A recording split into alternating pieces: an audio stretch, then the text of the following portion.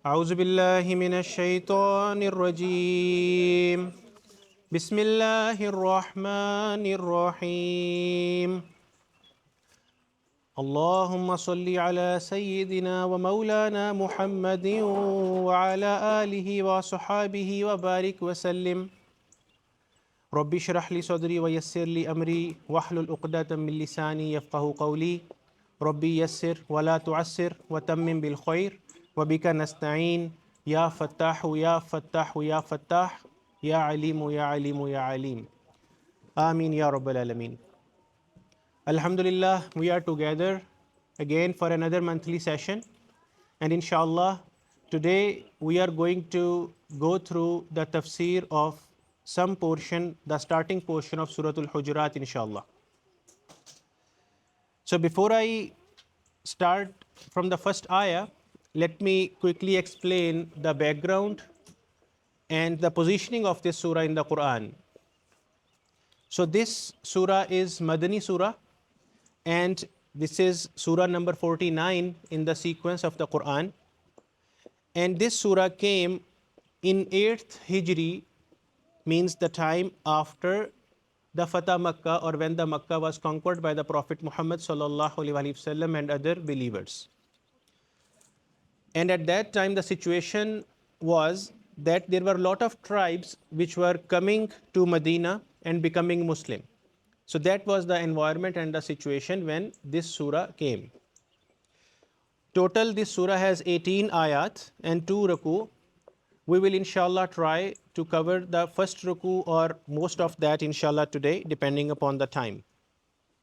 When we talk about the positioning of this surah, so the previous 2 surahs in the Quran before this Surah Al-Hujurāt, Surah Muhammad, in that surah Allah subhanahu wa ta'ala spoke about the struggle in the way of Allah with your wealth and your physical hard work in the way of Allah subhanahu wa ta'ala.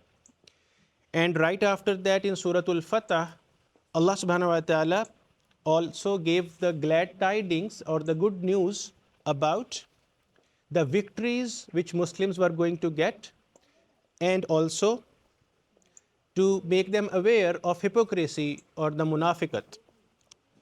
So in this surah, Allah subhanahu wa ta'ala has guided us on multiple rulings and manners which humans should keep, keeping in mind that we must protect ourselves from hypocrisy. Now when we come to this surah overall, out of 18 ayat, this surah has 5 different portions. If we want to easily understand the surah overall, then this surah has 5 portions. First portion is talking about Allah subhanahu wa ta'ala, and that portion is on the first ayah of the surah, just the first ayah. Starting from the second ayah to ayah number 5th, Allah subhanahu wa ta'ala is talking about the Prophet Muhammad sallallahu alaihi wasallam. Then in third section, which is from ayah number 6 to ayah number 13, in that Allah subhanahu wa ta'ala is talking about Muslims. Then ayah number 14 and 15, which is the fourth section of the surah, Allah subhanahu wa ta'ala is telling us the difference between Islam and Iman. And then in the final portion of this surah, which is on ayah number 16, 17 and 18, Allah subhanahu wa ta'ala is talking about the hypocrisy and its treatment, how to handle that.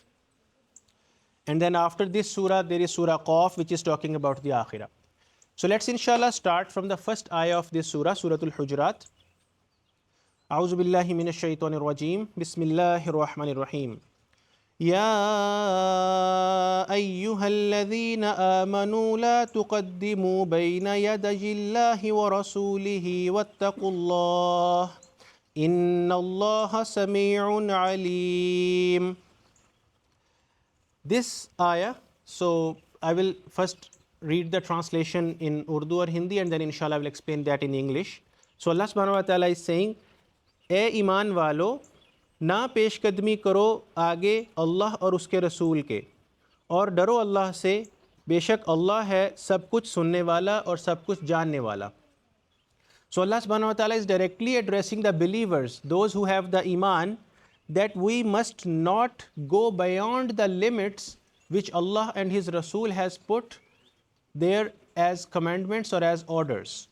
We must not cross those limits. We must not advance from those limits, whatever Allah subhanahu wa ta'ala has put in place. We also call that the hudud set by Allah and His Prophet Muhammad sallallahu alaihi wasallam. And then Allah subhanahu wa ta'ala is explaining us that we should always fear Allah. So we are free humans, that is true.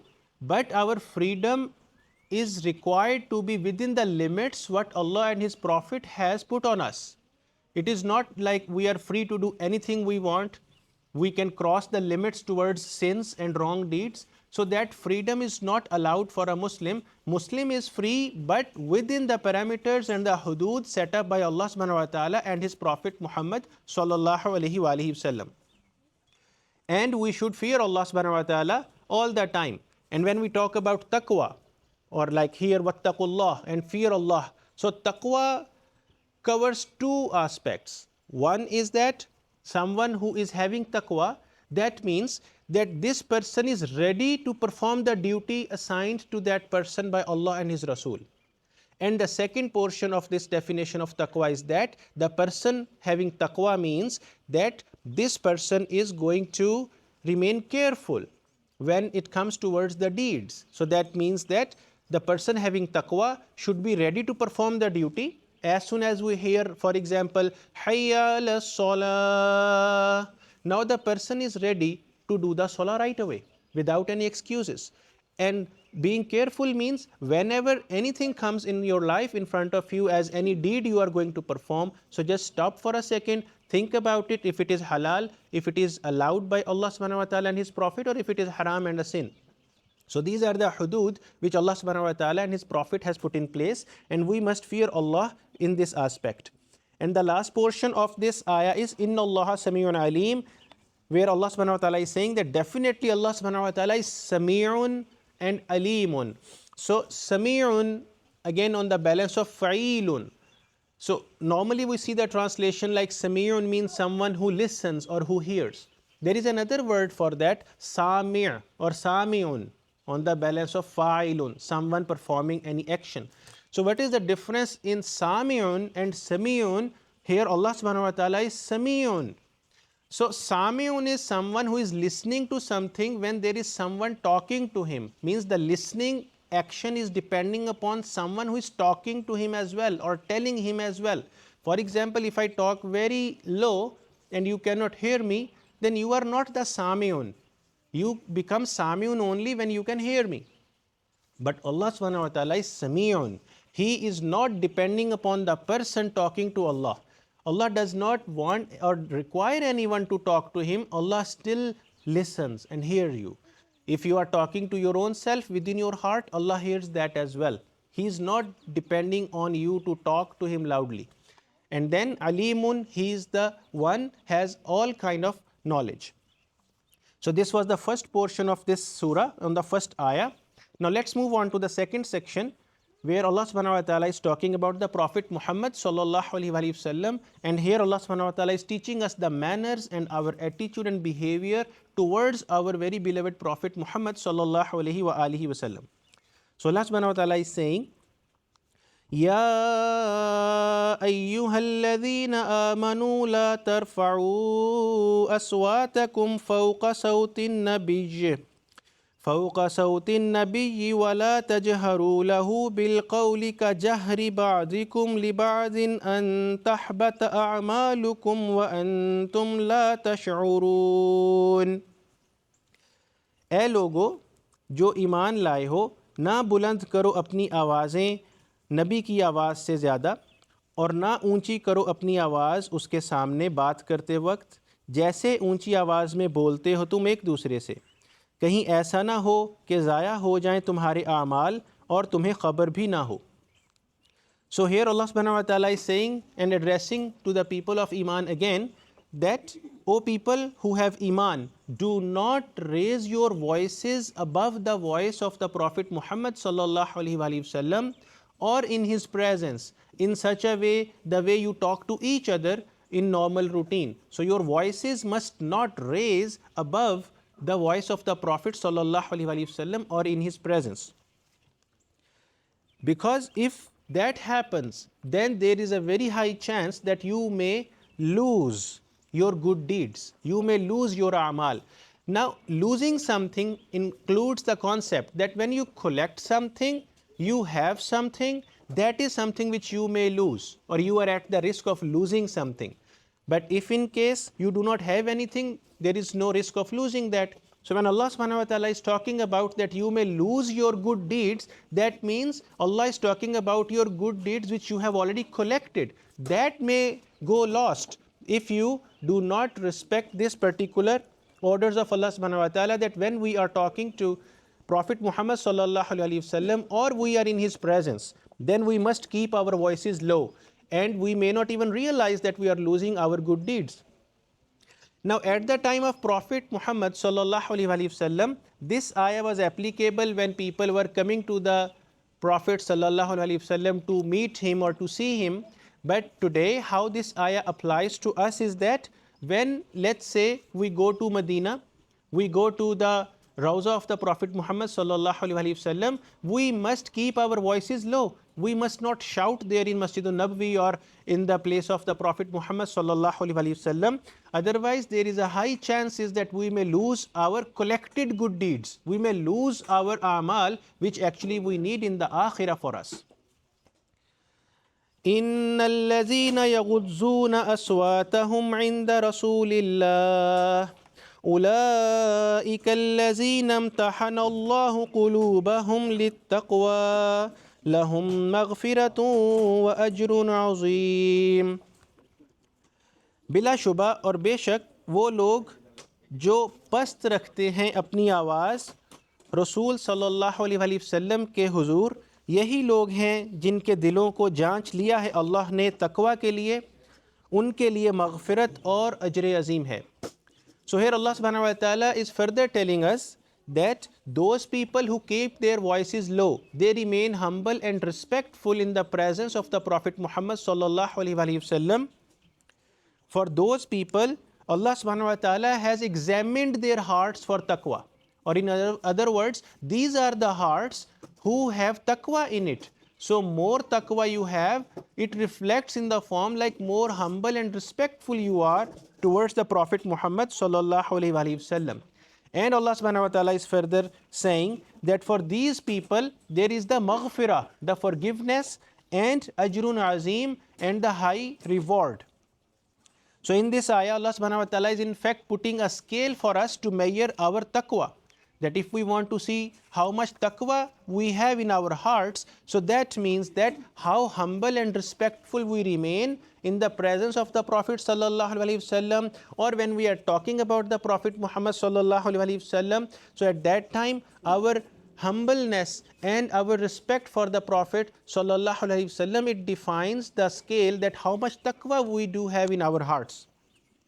And if we have that, then we are among those, inshallah, for whom Allah subhanahu wa ta'ala has confirmed the forgiveness as well as the huge rewards, alhamdulillah. إن الذين ينادونك من وراء الحجرات أكثرهم لا يعقلون. बेशक वो लोग जो पुकारते हैं तुम्हें हुजरों के बाहर से, उनमें से अक्सर बेअक्ल हैं. Now here Allah subhanahu wa ta'ala is giving us an example and referring to those people, or probably the Bedouin people at that time in Medina and around the house of the Prophet sallallahu alaihi wasallam, who called to the Prophet sallallahu alaihi wasallam loudly standing outside their house, his house. So here the reference is towards the delegate of one of the tribe, Banu Tamim, who came to meet the Prophet Muhammad sallallahu alaihi wasallam. And when they came, so they were standing outside the house of the Prophet sallallahu alaihi wasallam, and they started saying, Ya Muhammad, ukhruj ilayna. O Muhammad sallallahu alaihi wasallam, please come out of your house for us.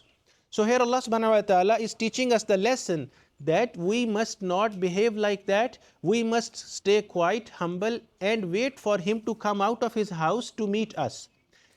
It is possible that sometimes, let me put an example really, like in nowadays, let's say if someone comes to your house, knock at your house and waiting for you to come. You are busy and you are in the middle of something. Instead of going out, if you are, let's say, getting late, so but this person is keep shouting outside your house like, hey, come out, come out. So you feel it like a rude manners. Similarly, these people who went to meet the Prophet sallallahu alaihi wasallam, and outside his house they started shouting, calling him to come out. So that is considered as disrespect to the Prophet. Now, further to that, Allah subhanahu wa ta'ala mentioned that these people are behaving like this because they do not have aql. They do not have any understanding about the dignity, the high level and ranks of the Prophet Muhammad sallallahu alaihi wasallam. So we must remain careful that when we talk about the Prophet sallallahu alaihi wasallam, how should we talk with him? How should we, like, even if we are not talking with him or in Medina, but actually just talking about him, we must remain respectful and humble whenever the topic about him comes. وَلَوْ أَنَّهُمْ صَبَرُوا حَتَّى تَخْرُجَ إِلَيْهِمْ لَكَانَ خَيْرًا لَهُمْ وَاللَّهُ غَفُورٌ رَحِيمٌ. और अगर वो सब्र करते यहाँ तक कि तुम निकल कर आ जाते उनके पास, तो होता ये कहीं बेहतर उनके लिए, और अल्लाह है बहुत दरगुजर फरमाने वाला और हर हालत में रहम करने वाला.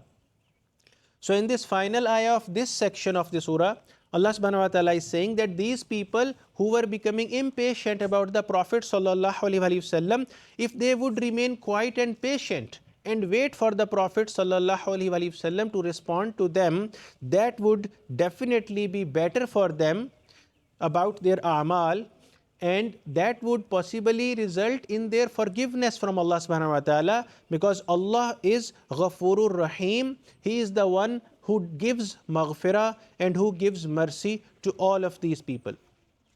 So until here was the second section of this surah. Now here let's start on to the third portion of the surah. And in this surah, in this portion, Allah subhanahu wa ta'ala is saying, starting from ayah number 6, He says, يا أيها الذين آمنوا إن جاءكم فاسق بنبأ فتبينوا أن تصيبوا قوما بجهالة فتصبحوا على ما فعلتم نادمين. ए ईमान वालो, अगर लेकर आए तुम्हारे पास कोई फासिक कोई ख़बर, तो तहकीक कर लिया करो, कहीं ऐसा ना हो कि तुम नुकसान पहुंचा बैठो किसी ग्रोह को नादानिस्ता, और होना पड़े तुम्हें अपने किए के ऊपर Nadim. So here Allah subhanahu wa ta'ala is teaching us some manners, that whenever we hear any news from somewhere, we must first investigate and make sure it is true. We should not just right away give the reaction to that, because it is possible that if the person who is bringing you the news is a fasik, which means a disobedient person to Allah, someone who is violating the orders of Allah subhanahu wa ta'ala. So if such person who is not practicing, who is not having fear of Allah subhanahu wa ta'ala, so such people, if they bring to you any news, make sure you look into that, you go deep into that, investigate upon it, and then take any decision or any action. Instead, if you act on any wrong news, then later on you might have to feel guilty and feel bad for yourself, like you acted immediately without making sure that things were going fine. So here this is really strong guidance from Allah about having good manners, that we must behave after we make sure that the news we got is correct and true. This also refers to our media platforms these days as well. Sometimes they just throw on us something which is not possibly true. They just want something to share to the public without making sure that it is true or not. So we must make sure that the things we are hearing are true, and after that we must act upon it. Otherwise, we might be feeling shame, we might be feeling like guilty in our hearts, or we may end up in some sins or doing wrong to another party who is innocent. So that is possible. وَاعْلَمُوا أَنَّ فِيكُمْ رَسُولَ اللَّهِ لو يطيعكم في كثير من الأمر لعنتم ولكن الله حبب إليكم الإيمان وزينه في قلوبكم وكره إليكم الكفر والفسوق والعصيان أولئك هم الراشدون. और खूब जान रखो कि बेशक तुम में मौजूद है अल्लाह का रसूल सल्लल्लाहु अलैहि वसल्लम। अगर मान लिया करें वो तुम्हारी बात बहुत से मामलात में तो तुम मुश्किलात में पड़ जाओ, लेकिन अल्लाह ने मुहब्बत अता कर दी है तुमको ईमान की और पसंदीदा बना दिया है उसे तुम्हारे दिलों के लिए, और नफ़रत दिला दी है तुम्हें कुफ्र से और फिस्क से और नाफरमानी से। ऐसे ही लोग हिदायत याफ्ता हैं। So here Allah subhanahu wa ta'ala is again emphasizing and asking people to take a note of it, that definitely Prophet Muhammad sallallahu alaihi wasallam is there among you. Now at the time of Sahabas, Prophet was there, but today we have the guidance of the Prophet, the Uswa Hasan of the Prophet sallallahu alaihi wasallam in the form of his sunnah and his lifestyle. Now Allah subhanahu wa ta'ala is saying that if he would be hearing you and just doing whatever you want, then that thing could bring you in some trouble. So it happens, and even at the time of Sahabas, it used to happen that sometimes Prophet decided something which most of the Sahabas were not getting any understanding, like why Prophet sallallahu alaihi wasallam is taking this decision. Then later on, that wisdom of the Prophet really acted in favor of Islam and the Muslims. One of the example is the Treaty of Hudaybiyah, which Prophet ﷺ signed. But apparently, Sahabas thought that this treaty is possibly not in favor of Muslims apparently, but that was the wisdom of the Prophet who signed it, and then later on it was proven that it was in favor of Islam. So if we apply this understanding today, so we see that sometimes we come across any hadith of the Prophet sallallahu alaihi wasallam, which sometimes we apparently feel due to our own ignorance that this guidance is possibly not right for us in this situation, or we come up with lot of excuses and waswasa in our hearts, but that is not how it is. For the people of Iman, Allah subhanahu wa ta'ala mentioned in Surah Baqarah in the final ayat where Allah subhanahu wa ta'ala said about the people of Iman, قَالُوا سَمِعْنَا وَأَطَعْنَا. These people say that we heard and we did the ata'at, we followed. They do not let any other thing come in the middle of listening to the commandments and following it. They do not apply their common sense in the middle, their logic in the middle, like it's not giving me any sense or any logic. That is not fine. Because true believers, they simply say, قَالُوا سَمِعْنَا وَأَطَعْنَا. We heard and we followed. Because when we start thinking on it, your own logics, and you start trying to apply your own logics, then that hurts you. Because the Bani Israel, they were with the behavior that قَالُوا سَمِعْنَا وَأَصَيْنَا. We heard, but we will not follow. Because things were not making sense to them. So for believers, it is required that without any conditions, contingencies, scenarios, you heard an order, you follow the order. That is what the true ata'at is. So that is what Allah subhanahu wa ta'ala is telling us here, that if Prophet would be following your wishes, you would be ending up in lot of trouble. And further, Allah subhanahu wa ta'ala said that Allah is the one who put love in your heart towards Iman. And He put attraction in your heart towards Iman. Because if your heart is attracted towards Iman, that is when you do not think much and you just follow the orders of Allah and His Prophet sallallahu alaihi wasallam. But on the other hand, Allah subhanahu wa ta'ala also put the hate in your heart against the kufr, against the disobedience and disobeying Allah and His orders. And these are the chosen people of Allah to whom Allah has provided the guidance. Now, the word Allah used here is Rashidun, from Rushd. Sometimes we use this word Rushdo, Hidayat, or the guidance. So Hidayah is another word and Rushd is another word. Normally we translate as guidance for both, but in fact these are different. Hidayah is something which is only about the guidance. But when we talk about Rushd, so Rushd means that it is the guidance as well as Allah make it easy for you to make that guided path as a good habit in your life. So getting the guidance plus making your habits according to the guidance, this is Rushd. So Allah subhanahu wa ta'ala is saying that these people who have love for Iman and they follow as they hear, they are the people who get the guidance and they have their lifestyle and habits according to the guidance. فَضْلًا مِّنَ اللَّهِ وَنِعْمَةً وَاللَّهُ عَلِيمٌ حَكِيمٌ। अल्लाह के फ़ज़ल से और उसके एहसान से, और अल्लाह है सब कुछ जानने वाला और बड़ी हिकमत वाला. Now this blessing of Allah subhanahu wa ta'ala on a believer's heart, where Allah has put love in your heart for iman and attraction in your heart for iman, and He put hate in your heart against the disobedience and sins and wrong deeds. This is the fazl of Allah.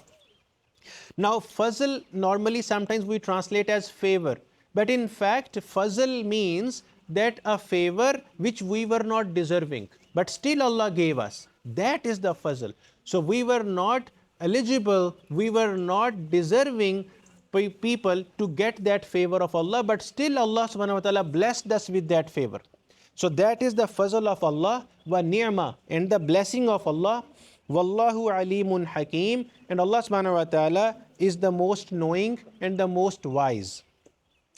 So alhamdulillah, until here we have covered the 8 ayat of Surah Al-Hujurāt, and inshallah the rest of the portion we will go on the next monthly session, as we will inshallah announce the schedule for that later on.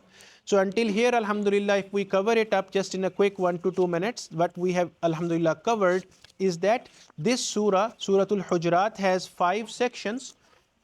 First section was about Allah subhanahu wa ta'ala, which we covered in the first ayah.